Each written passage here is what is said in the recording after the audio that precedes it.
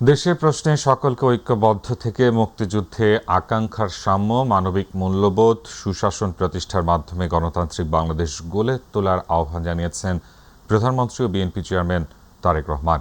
রাজধানীতে বিএনপি আয়োজিত স্বাধীনতা জাতীয় দিবসের আলোচনা সভায় তিনি এই আহ্বান জানান। প্রধানমন্ত্রী বলেন, বাংলাদেশের ইতিহাসের সবচেয়ে গৌরবজনক অধ্যায় স্বাধীনতা ও মুক্তিযুদ্ধ।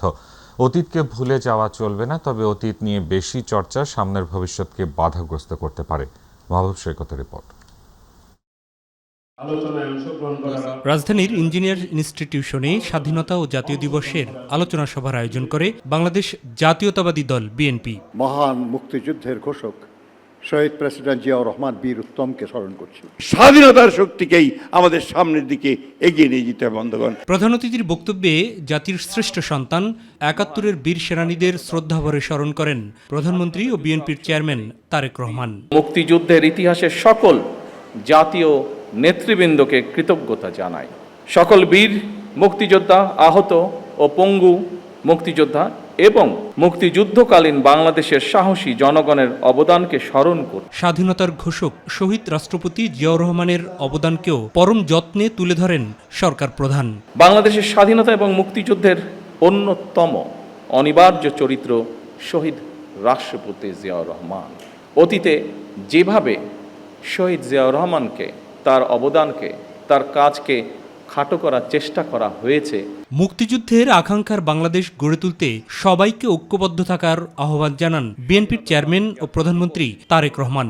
সকল শহীদদের আকাঙ্ক্ষা ছিল সাম্য, মানবিক মর্যাদা এবং সামাজিক ন্যায় বিচার ভিত্তিক দাবিদার মুক্ত একটি স্বাধীন, সার্বভৌম, নিরাপদ গণতান্ত্রিক বাংলাদেশ প্রতিষ্ঠা।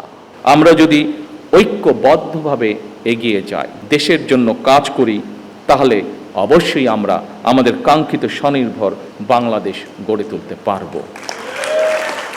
কেবলমাত্র একনায়কতন্ত্র প্রতিষ্ঠার জন্যই গেল ১.৫ দশকে ফ্যাসিবাদী শাসক গোষ্ঠী মুক্তিযুদ্ধের ইতিহাসকে বিকৃত করার অভিযোগ করেন অতিথিরা। না, আওয়ামী ফ্যাসিবাদী শক্তি কখনোই কোনো কৃতিত্ব কাউকে দিতে রাজি না। সবকিছু তাহার পিতার কৃতিত্ব।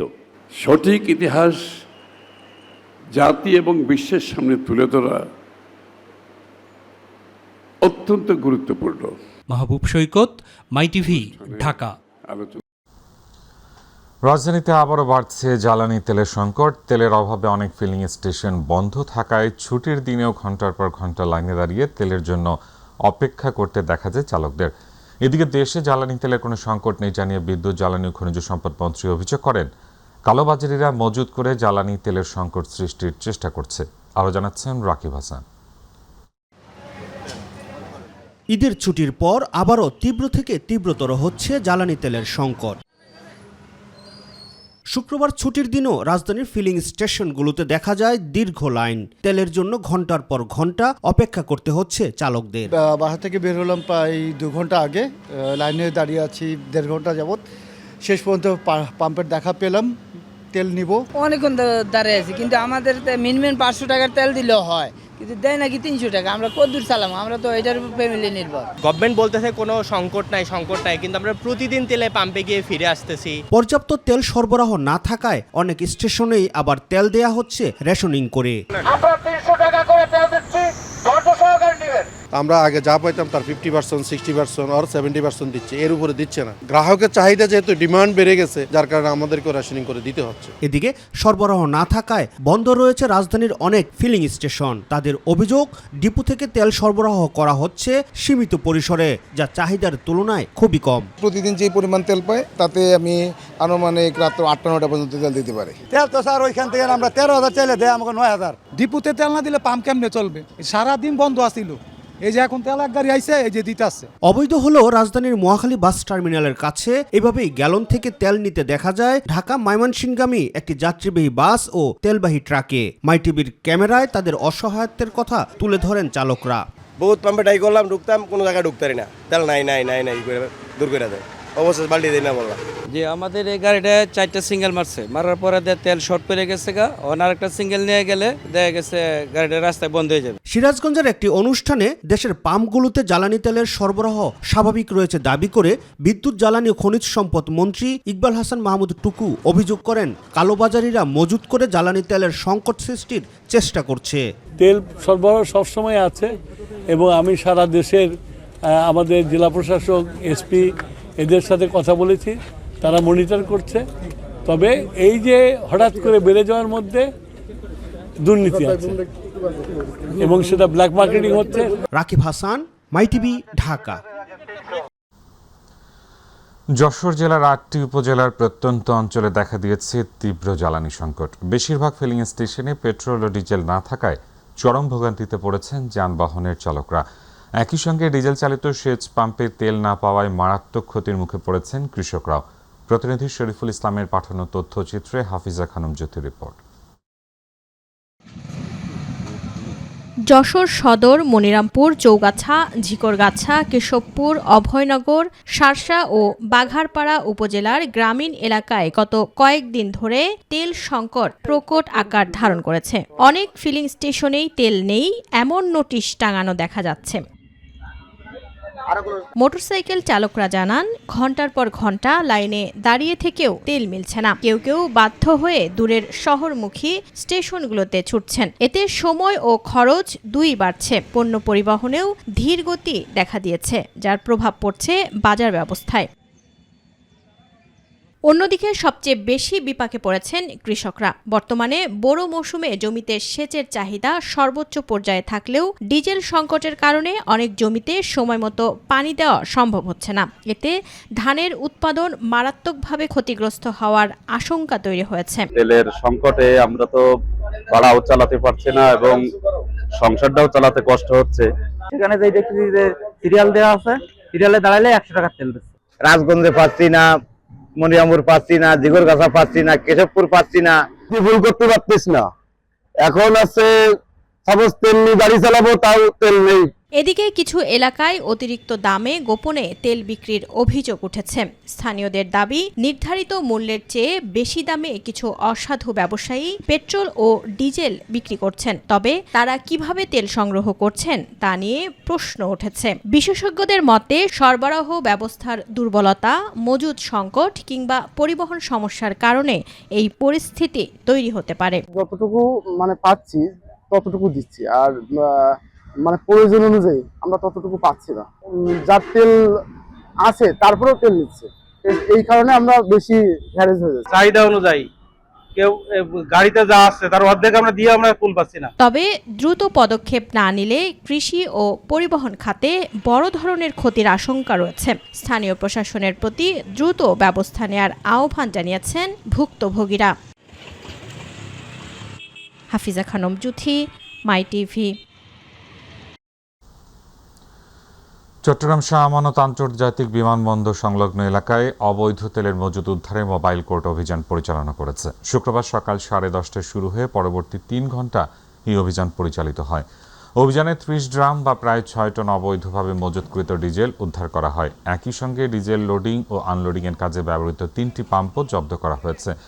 উদ্ধারকৃত ডিজেল ও সরঞ্জামের আনুমানিক মূল্য প্রায় 8 লাখ টাকা। জব্দকৃত মালামাল আইনি প্রক্রিয়ার আওতায় নেওয়া হয়েছে এবং এ ঘটনায় মামলা করা হয়েছে।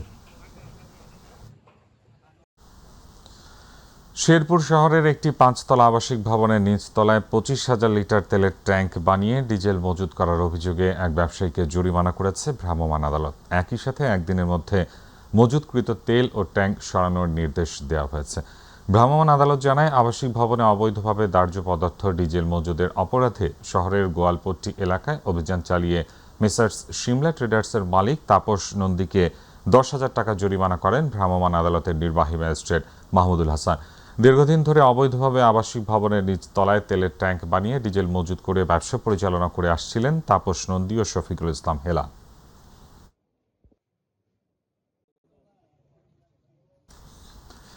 জ্বালানি তেলের একটি বড় চালান নিয়ে চট্টগ্রাম বন্দরে পৌঁছেছে হংকংয়ের পতাকাবাহী একটি তেলবাহী জাহাজ। এই চালানে মোট 30,000 টন পরিশোধিত জ্বালানি তেল রয়েছে। বৃহস্পতিবার এমনটি এমটি গ্রান কাওভা নামের এই ট্যাঙ্কারটি বন্দরে নোঙর করে। জানা গেছে চীনের রাষ্ট্রায়ত্ত জ্বালানি কোম্পানি ইউনিপেক এই তেল রফতানি করেছে। বাংলাদেশ পেট্রোলিয়াম কর্পোরেশনের জ্যেষ্ঠ মহাব্যবস্থাপক ইউসুফ হোসেন ভূঁইয়া বলেন, নতুন আসা জাহাজটিতে 20,000 টন ডিজেল এবং 10,000 টন জেট ফুয়েল রয়েছে।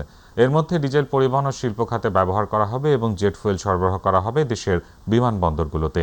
চলতি মাসে এটি নবম তেলবাহী জাহাজ যা দেশে পৌঁছালো। এদিকে মধ্যপ্রাচ্যের যুদ্ধ অবস্থার মধ্যে 5 দিনের ব্যবধানে প্রায় 2 লাখ টন তরলীকৃত প্রাকৃতিক গ্যাস এলএনজি নিয়ে চট্টগ্রাম বন্দরে ভিড়ছে 3টি জাহাজ। এর মধ্যে একটি ইতোমধ্যে বাংলাদেশের সমুদ্র সীমায় পৌঁছেছে, আর বাকি দুটি আগামী বুধবারের মধ্যে আসার কথা রয়েছে। 3টি জাহাজ মিলিয়ে মোট এলএনজি আসছে প্রায় 1,93,000 টন।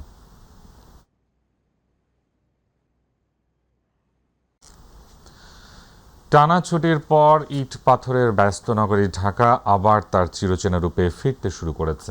প্রিয়জনদের সঙ্গে ঈদের আনন্দ ভাগাভাগি শেষে জীবিকার তাগিদে রাজধানীতে ফিরছেন কর্মজীবী মানুষ। সকাল থেকেই ঢাকার কমলাপুর রেল স্টেশন ও বাস টার্মিনালগুলোতে ঢাকামুখী মানুষের ভিড় ছিল চোখে পড়ার মতো। অনেকে 26 মার্চ সহ বাড়তি ছুটি কাটিয়ে আজ ঢাকায় ফিরছেন। এসএম আরিফের রিপোর্ট। পরিবারের সাথে ঈদ আনন্দ কাটিয়ে রাজধানীতে ফিরছেন কর্মজীবী মানুষ।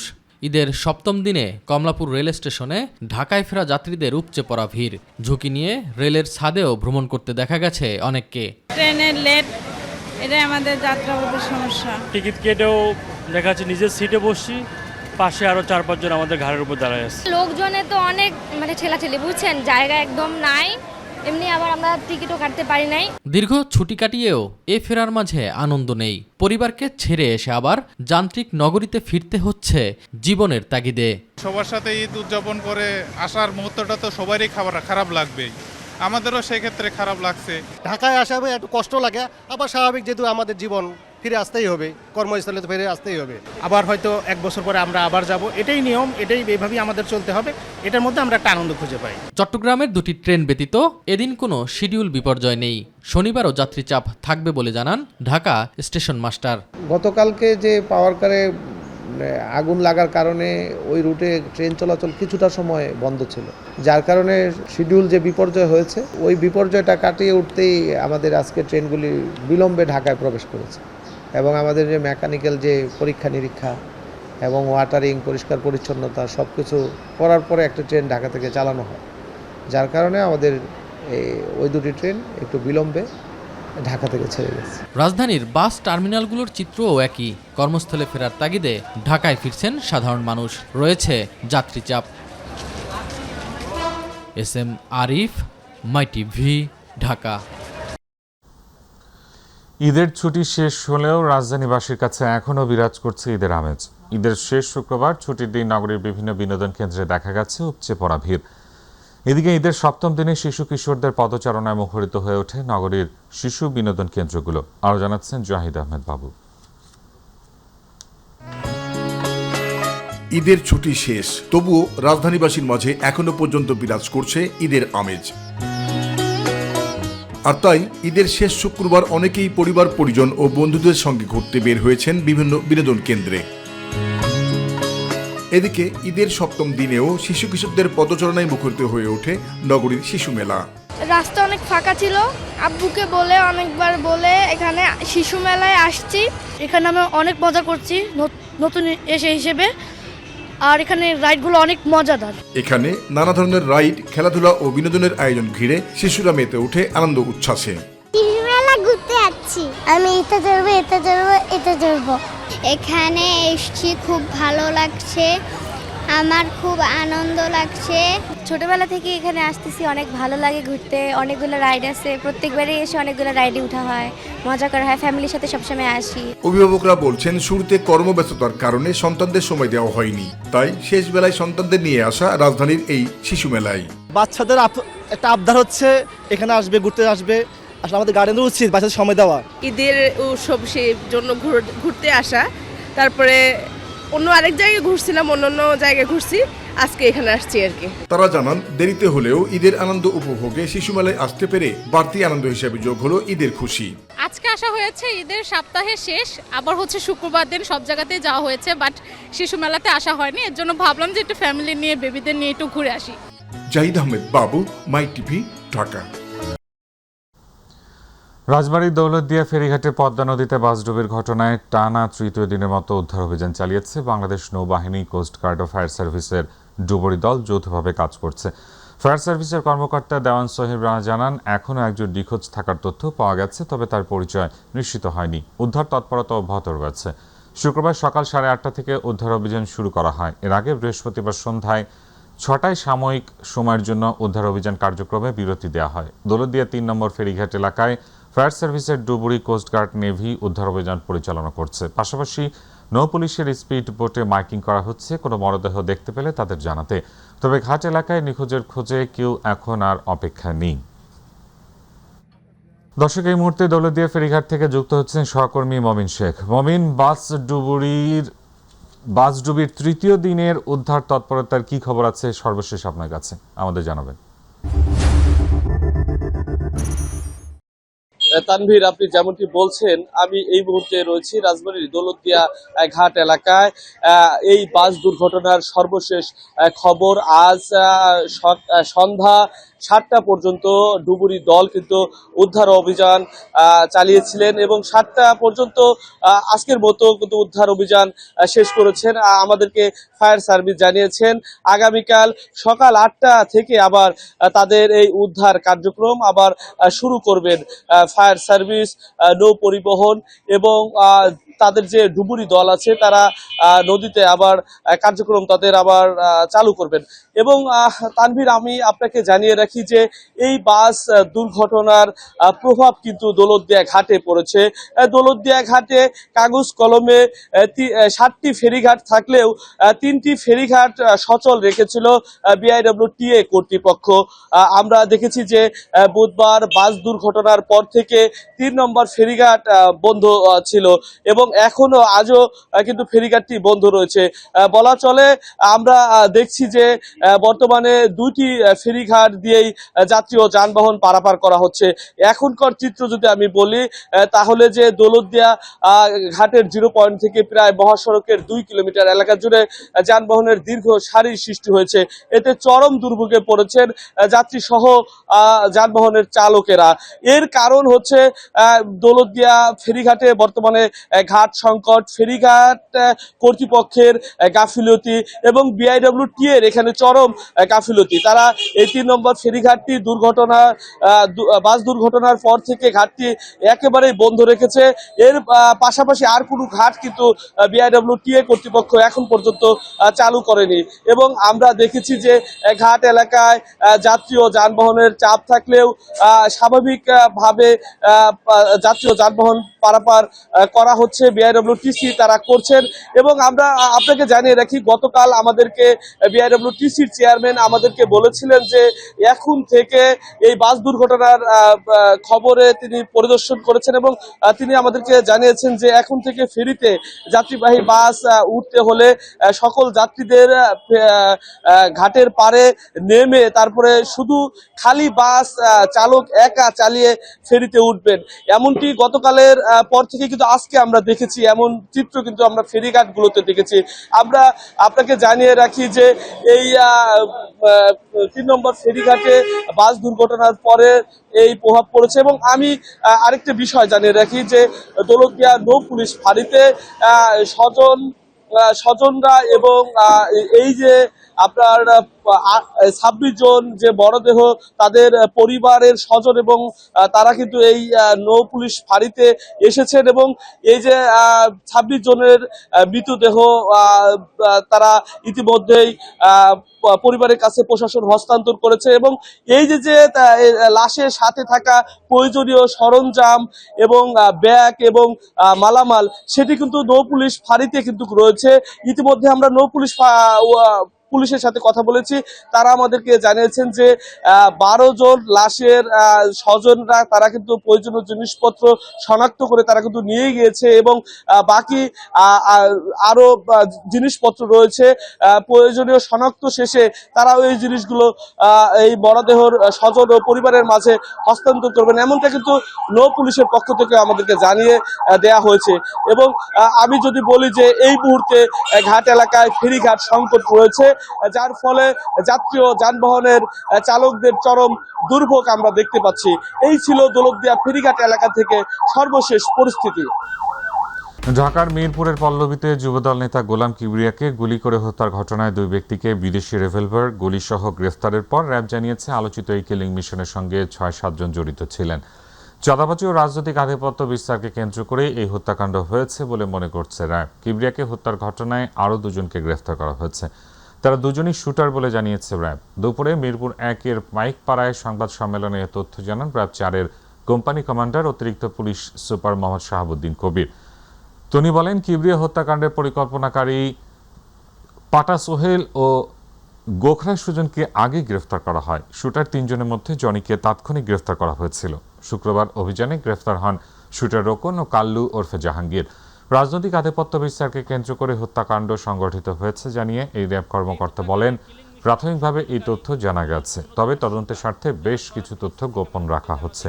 পরবর্তী তদন্ত ডিএমপির গোয়েন্দা শাখার কাছে হস্তান্তর করা হয়েছে।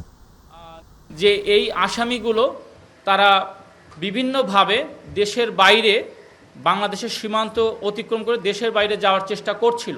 আসামিদেরকে জিজ্ঞাসাবাদে আরও চাঞ্চল্যকর কিছু তথ্য পাওয়া গেছে, যেটি আমরা পরবর্তীতে এই মামলাটি বর্তমানে ডিবি তদন্ত করছে, তাদেরকে আমরা হস্তান্তর করব। নারায়ণগঞ্জের রূপগঞ্জে প্রতারণার মাধ্যমে ঘোড়ার মাংস গরুর মাংস বলে বিক্রির অভিযোগ উঠেছে। জবাই করা 9টি এবং জীবিত 11টি ঘোড়া উদ্ধার করেছেন আইন শৃঙ্খলা বাহিনীর সদস্যরা। শুক্রবার সকালে উপজেলার পূর্বাচল উপশহরের 10 নম্বর সেক্টরের হারারবাড়ি এলাকার একটি প্লট থেকে এই ঘোড়াগুলো উদ্ধার করা হয়। পূর্বাচল পুলিশ ফাঁড়ি ক্যাম্পের ইনচার্জ এসআই হারুনুর রশিদ জানান, পূর্বাচল 10 নং সেক্টর হারারবাড়ি এলাকার একটি প্লটে 20টি ঘোড়া জবাই করার উদ্দেশ্যে নিয়ে আসে একদল অসাধু ব্যবসায়ী। তারা 9টি ঘোড়া জবাই করে ফেলেন। ভোরে স্থানীয়রা বিষয়টি টের পেয়ে পুলিশে হটলাইনে ফোন দেন। পরে পূর্বাচল পুলিশ ফাঁড়ি ক্যাম্পের পুলিশ সদস্য ও র্যাব সহ আইন শৃঙ্খলা বাহিনীর সদস্যরা সেখানে অভিযান চালায়। আইন শৃঙ্খলা বাহিনীর উপস্থিতি টের পেয়ে অসাধু ব্যবসায়ীরা ঘোড়া রেখে পালিয়ে যায়। এ সময় 11টি জীবিত ঘোড়া এবং 9টি জবাই করা ঘোড়া উদ্ধার করা হয়।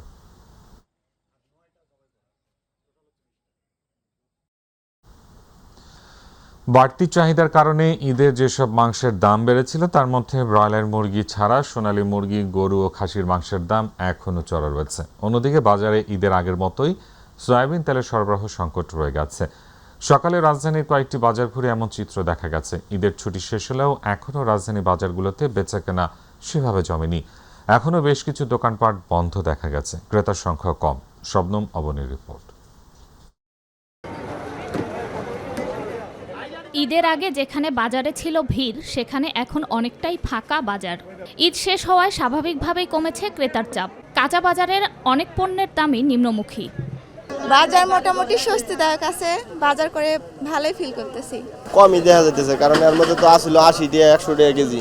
সবকিছু ঠিকঠাক মতো পাওয়া যাচ্ছে, দাম ঠিকই আছে মনে হয়। রোজার সময় যেসব পণ্যের দাম ছিল বাড়তি, বিশেষ করে লেবু, কাঁচামরিচ, এখন অনেকটা সাধারণের নাগালে। 50 টাকা 60 টাকা কেজি হওয়ার কথা, সেখানে এখন 120 টাকা করে কেজি।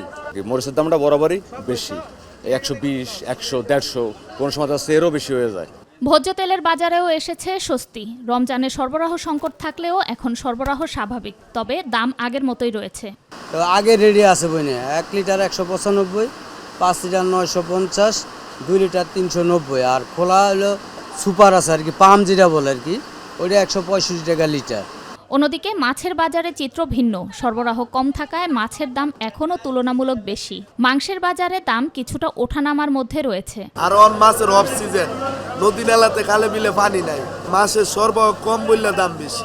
মাছ যখন অ্যাভেলেবেল হইব তখন অটোমেটিকলি দাম কমবে না। আমি অনেক আগে বাজার করেছি, মানে সেই তুলনায় মনে হচ্ছে একটু কম বেশি তো হতেই পারে, তাই না? ঈদের পরে 780 800 টাকা করে কেজি তো বাড়তি না, 800 টাকা করে চলে। তবে ব্রয়লার মুরগির দাম কমলেও বেড়েছে সোনালী ও লেয়ারের দাম। ব্রয়লার আমরা আজকে বিক্রি করতেছি 190 টাকা কেজি, আর সোনালী বিক্রি করতেছি 420 টাকা কেজি, আর লেয়ার 320 টাকা কেজি। গত সপ্তাহ থেকে এই সপ্তাহে আপনার সোনালী কেজিতে বাড়ছে প্রায় 30 টাকা, আর ব্রয়লার দাম একটু কমছে। শবনম অবনী, মাই টিভি, ঢাকা।